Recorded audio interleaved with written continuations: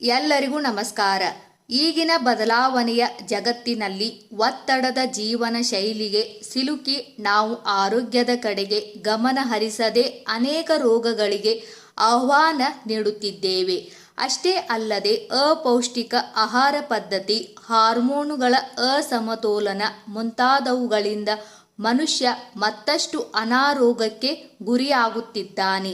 ಸಣ್ಣ ವಯಸ್ಸಿನಲ್ಲಿಯೇ ದಿನೇ ದಿನೇ ಬಿಪಿ ಹಾಗೂ ಮಧುಮೇಹದಂತಹ ಸಮಸ್ಯೆಗಳು ಹೆಚ್ಚಾಗುತ್ತಿರುವುದನ್ನು ನಾವು ಕಾಣಬಹುದಾಗಿದೆ.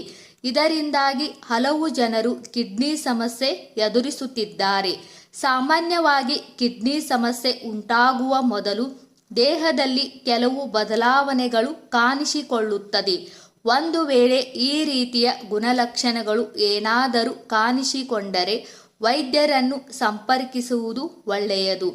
ಮೂತ್ರಪಿಂಡವು ದೇಹದ ಪ್ರಮುಖ ಅಂಗಾಂಗಗಳಲ್ಲಿ ಒಂದು. ಇದು ದೇಹದಲ್ಲಿರುವ ವಿಷಕಾರಿ ಅಂಶಗಳನ್ನು ಹೊರತೆಗೆದು ರಕ್ತವನ್ನು ಶುದ್ಧೀಕರಿಸುತ್ತದೆ.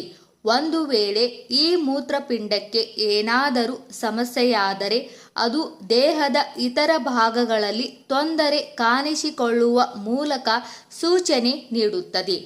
ಇಂತಹ ಸಮಸ್ಯೆಗಳನ್ನು ಸಣ್ಣದಿದ್ದಾಗಲೇ ಗಮನಿಸಿ ಅದಕ್ಕೆ ಪರಿಹಾರ ಕಂಡುಕೊಳ್ಳಬೇಕು. ಇಲ್ಲದಿದ್ದರೆ ಇದು ಮುಂದೆ ದೊಡ್ಡ ಸಮಸ್ಯೆಯಾಗಿ ಕಿಡ್ನಿ ವೈಫಲ್ಯಕ್ಕೆ ಕಾರಣವಾಗುತ್ತದೆ.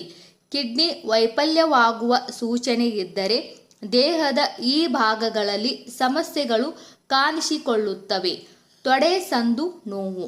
ಮೂತ್ರಪಿಂಡದಲ್ಲಿ ಏನಾದರೂ ಕಲ್ಲುಗಳಾಗಿದ್ದರೆ ತೊಡೆ ಸಂದು ಪ್ರದೇಶದಲ್ಲಿ ಸಾಮಾನ್ಯವಾಗಿ ಊತ ಅಥವಾ ನೋವು ಕಾಣಿಸಿಕೊಳ್ಳುತ್ತದೆ. ಈ ನೋವು ಪಕ್ಕೆಲುಬುಗಳ ಸುತ್ತಲೂ ಹರಡುವ ಸಾಧ್ಯತೆ ಹೆಚ್ಚು. ಸ್ವಂಟದ ನೋವು. ಕಿಡ್ನಿಯಲ್ಲಿ ಸಮಸ್ಯೆ ಏನಾದರೂ ಉಂಟಾದರೆ ಮೊದಲು ಸ್ವಂಟದ ಕೆಳಭಾಗದಲ್ಲಿ ವಿಪರೀತ ನೋವು ಕಾಣಿಸಿಕೊಳ್ಳುತ್ತದೆ. ಮೂತ್ರಪಿಂಡದಲ್ಲಿ ಊತ ಏನಾದರೂ ಹೆಚ್ಚಾದರೆ ಇದು ಮುಂದೆ ಗಂಭೀರ ಪರಿಣಾಮ ಉಂಟು ಮಾಡುವ ಸಾಧ್ಯತೆಯೇ ಹೆಚ್ಚು. ವೃಷಣಗಳ ನೋವು.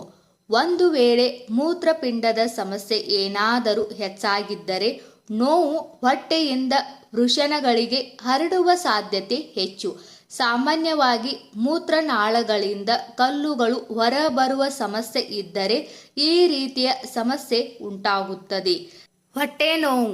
ಮೂತ್ರಪಿಂಡದ ಕೆಲಸದಲ್ಲಿ ಏನಾದರೂ ತೊಂದರೆ ಕಂಡುಬಂದರೆ ಇದು ವಿಪರೀತ ಹೊಟ್ಟೆ ನೋವನ್ನು ನೀಡುತ್ತದೆ. ಕೆಲವೊಮ್ಮೆ ಇದು ಕಿಡ್ನಿ ವೈಫಲ್ಯದ ಸಮಸ್ಯೆಯೂ ಸಹ ಆಗಿರಬಹುದು. ಈ ರೀತಿಯ ಅಪಾಯಕಾರಿ ಸಮಸ್ಯೆಗಳು ಬರದಂತೆ ತಡೆಯಲು ಕೆಲವು ಸರಳ ಮಾರ್ಗಗಳನ್ನು ಅನುಸರಿಸಬೇಕಾಗುತ್ತದೆ. ಅವುಗಳೆಂದರೆ ದಿನಕ್ಕೆ 2 ರಿಂದ 3 ಲೀಟರ್ ನೀರು ಕುಡಿಯಬೇಕು ಮತ್ತು ಆರೋಗ್ಯಕರ ಜೀವನ ಶೈಲಿ ರೂಢಿ ಮಾಡಿಕೊಳ್ಳುವುದು. ಕಾಲಕಾಲಕ್ಕೆ ತಪಾಸಣೆ ಮಾಡಿಸಿಕೊಳ್ಳುವುದರಿಂದ ಮೂತ್ರಪಿಂಡದ ಸಮಸ್ಯೆಯನ್ನು ಕಡಿಮೆ ಮಾಡಬಹುದು. ಸ್ನೇಹಿತರೆ, ಈ ಮಾಹಿತಿ ನಿಮಗೆ ಇಷ್ಟವಾದರೆ ದಯವಿಟ್ಟು ನಮ್ಮ ಚಾನೆಲ್ ಸಬ್ಸ್ಕ್ರೈಬ್ ಮಾಡಿ, ವಿಡಿಯೋಗೆ ಲೈಕ್ ಮಾಡಿ, ವಿಡಿಯೋನ ಶೇರ್ ಮಾಡಿ. ಎಲ್ಲರಿಗೂ ಧನ್ಯವಾದಗಳು.